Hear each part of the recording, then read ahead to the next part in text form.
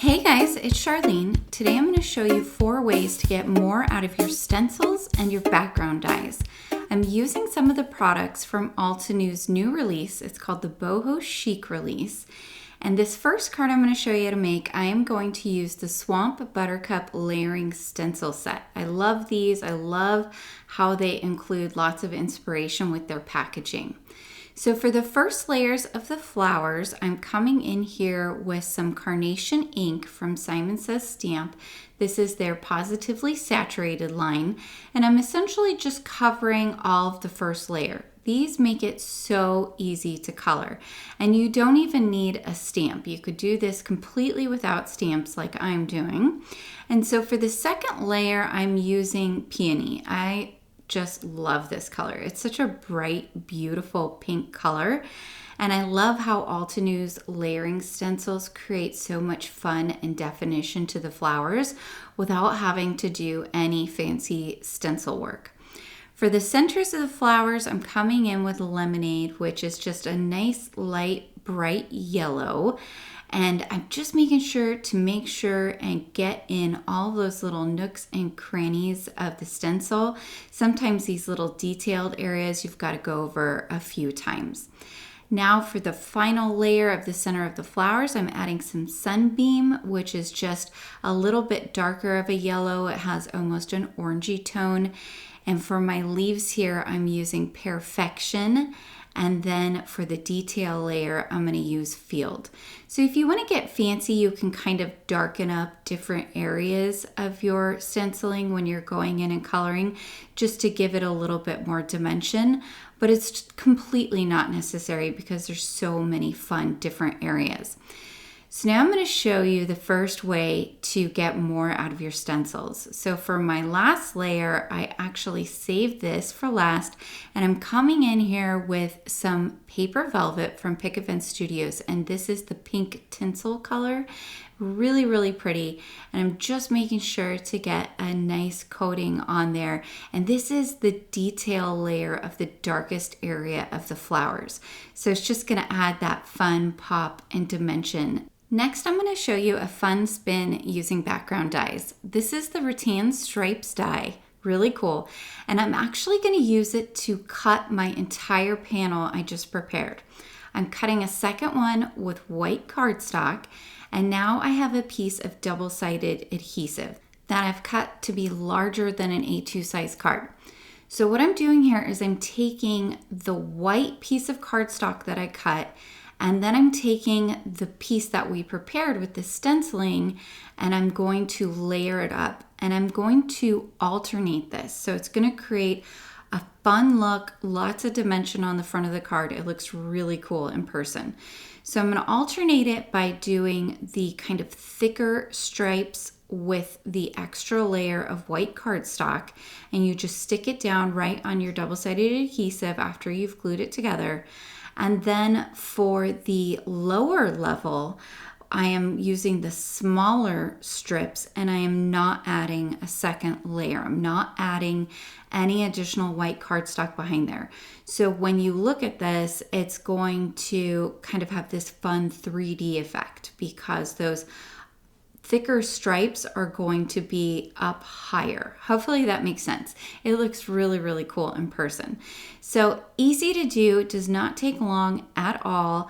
And really all you're doing is prepping a card front and then die cutting it with a background die.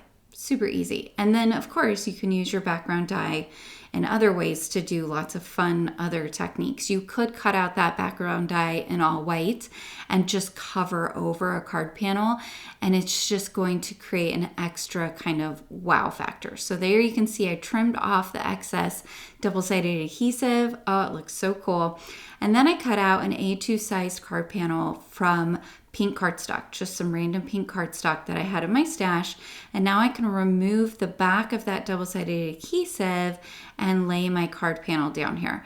So this is another fun little way to do your cards, is do it so that you have a strip at the end of your card panel, and then you can stamp a long, small sentiment. Really fun. I'm using the sentiment here that says missing you, and I'm going to use this stamp set again later. but I'm going to stamp that right along on that pink strip on the end there. And it just creates this nice little transition because you have the color block of the pink on the right, and then you have the fun background die cut piece on the left-hand side. To add a little bit of bling, I've come in here with some clear jewels and I'm just gluing them down here and there around the card, and that finishes this first card off. I just love all of that beautiful dimension. Now for the second card, we're going to use that stamp set I showed you a little bit earlier. It is the new Boho Arrow stamp set, and it has a coordinating die for that big feather arrow. I think this is really cool. So I'm just stamping this out in some black ink that's Copic friendly. I'm using the Picket Fence Studios Hybrid Black ink, and I'm going to come in and color this with some alcohol ink markers. And then I can go ahead and die cut out the whole piece, and I'm gonna layer it up. So I die cut it out, and then I also die cut 2 pieces of white cardstock and layered them up with some liquid glue. That way when I put this on my card, it's gonna add a little bit of dimension. You could do this with foam tape as well, but because it has all of those small tiny little details with the strings and everything like that, I did not want to spend as much time on the foam tape, and it's actually quicker and easier to just go ahead and cut out a couple of extra die cuts. The trick to getting a nice clean edge all the way around when you layer up die cuts is to go ahead and pinch around the edges and make sure everything lines up really well. Now these are the new Patchwork Tiles layering stencils, and I'm going to be using them in a different and fun way here. I'm actually going to go ahead and dry emboss. Now this works really well when you have a large background stencil like this. All you do is you take your card panel and then you just tape it in place directly to the stencil, and then you can run it through your die cutting machine, and you're just going to be using whatever embossing mat comes with your machine. So you put it so that the stencil's on the bottom, then the cardstock, then your embossing mat, and then on top of that, your embossing plate. I'm using the Platinum 6 from Spellbinders, but most die cutting machines are going to come with some type of plate system that allows you to do dry embossing. So just check your system that you have, and there'll be instructions most likely with it. If not there, just check online and you can see how to do dry embossing with your stencils. So I like to run it through twice, and you can see when you have this kind of beautiful background stencil, what a fun look it creates. I've got a piece of craft cardstock here, and I'm going to heat emboss my sentiment on it. So I use some anti-static powder and coming in with some Versamark clear embossing ink, just making sure to get a really nice coating on there. I like to try and get this done in one stamping because I am not the best when it comes to double stamping with embossing ink for some reason. So once I have that on there, I'm going to go ahead and sprinkle on my embossing powder, and I'm using Wow in Superfine Ebony. This is my favorite black embossing powder. I think it just works really well. Did it twice, kind of flicked it off, blew on it a little bit, and then I can come right in with my heat gun and melt that embossing powder so that I have that nice shine. Now, if you struggle with embossing powder, especially black embossing powder, you could also stamp in black pigment ink and then add clear embossing powder to get a similar look. I trimmed down the panel so that there's about 1/4 inch all the way around, and I'm gluing it onto an A2 size piece of craft cardstock. So you can see earlier I stamped the sentiment on craft cardstock, and then my background layer is craft cardstock. So that creates kind of a cohesive look to the card because the sentiment and that outer border match. So that's a tip to keep in mind when you're trying to put cards together, is to try and look at the different layers and make sure you have some of the color from one area of a card going to another area. Works really well. Now I can glue down that big, gorgeous arrow that we die cut out earlier, and it looks so cool. I love how much of the card it takes up. It's really fun. So then I can glue this all down to an A2 sized card base that I've just cut and scored using white cardstock. And for a finishing touch, instead of sequins, I actually went in on the 3 jewel pieces and I used glossy accents. Now I have my glossy accents in a tiny little squeeze bottle with a needle point tip, and that makes applying it exactly where I want it to go a whole lot easier. So another fun tip to do. But look at that fun shine on those jewels. Doesn't that look cool? For our third card, I'm going to be using some more of the new release. I love this card. Now you've already seen the stencils, but here's another fun way to change things up. You can mask off areas of your stencil to create a different size stencil. So I didn't want to create that entire background. Instead, I wanted to have a strip of these beautiful patchwork tiles going across the center of my card.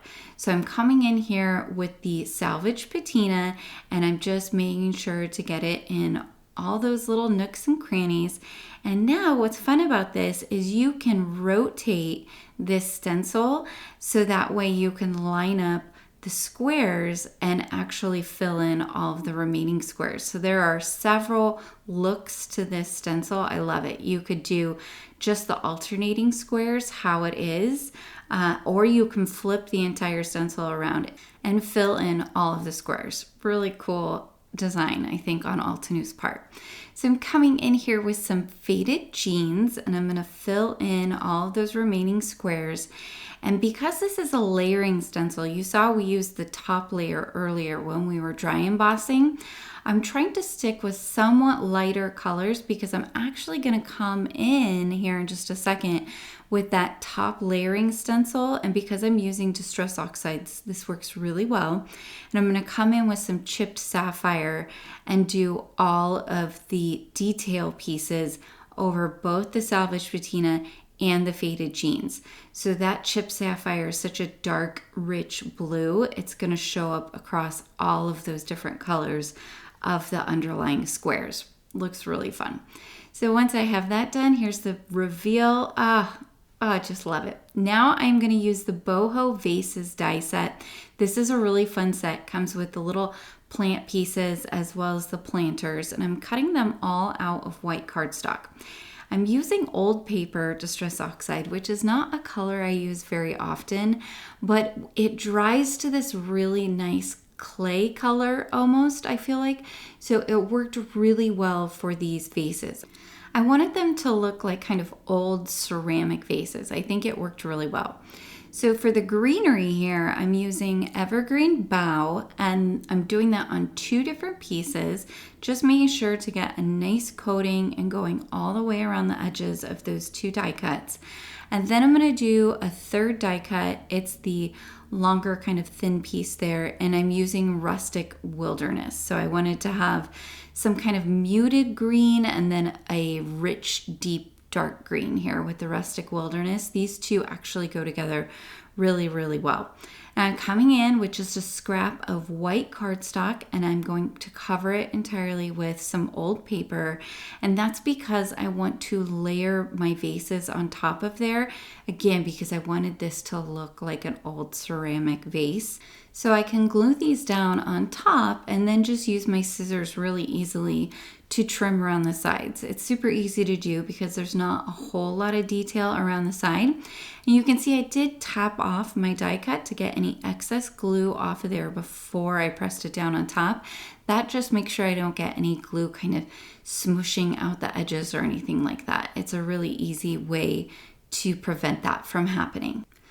I did go back when all was said and done and take some frayed burlap and just go around the edges of the vases. Again, just kind of darkening things up to give it that older kind of weathered look. I think it looked really nice. Using a stamp again from the Boho Arrow stamp set. This one, it says thanks, and I'm just stamping that down there on the bottom right hand corner. And you can see because we only put those patchwork tiles along the center, it allows that sentiment to really stand out along that bottom strip because it doesn't have anything interfering with it, anything behind it, no issues seeing it. It just looks really nice and clean and crisp.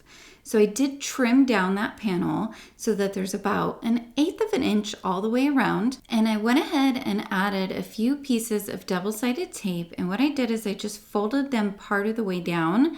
Then I arranged it how I wanted on my blue card panel before I took off the rest of the release tape. So that makes it really easy to line up and make sure you get a nice straight edge on your cards. Next, I'm gluing this onto an A2 size card panel, and all I have left to do now is add my adorable little die cuts that we've inked up. So I'm starting with the larger planter on the left, and then I'm going to put the smaller one right next to it. And the reason I'm doing this, you can see it kind of balances with the sentiment. So I have those big die cuts on the left there, and then I have that large sentiment stamp on the bottom right there, and that just adds a little bit of balance to the card. If I put everything on the right hand side, then it would feel like the right hand side was really busy and the left hand side was kind of dead space. So keep that in mind as well when you are putting your cards together. Just try to balance where you have all of the different pieces so it doesn't feel more heavy on one side or the other. And I'm gluing all of these down, nothing fancy. I've just put some glue on the back of the die cuts, figuring out where I want them behind the vases and gluing those down.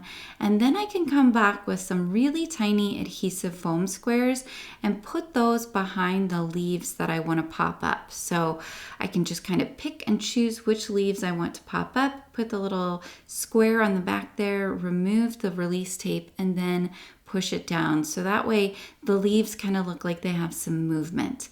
Adding a couple of these cute little gems. These are the Pick Event Studios Ocean of Green gems, and they're just really pretty and they fit perfectly in the vases. So I put those on the vases as well as the center of those patchwork tiles. I think it turned out really, really nice. All right, guys, here are my 3 cards. I hope you picked up some fun tips and tricks today. Please be sure to like and subscribe as well as hit that notification bell so that I can continue bringing you more crafty content in the future. Until next time, happy crafting.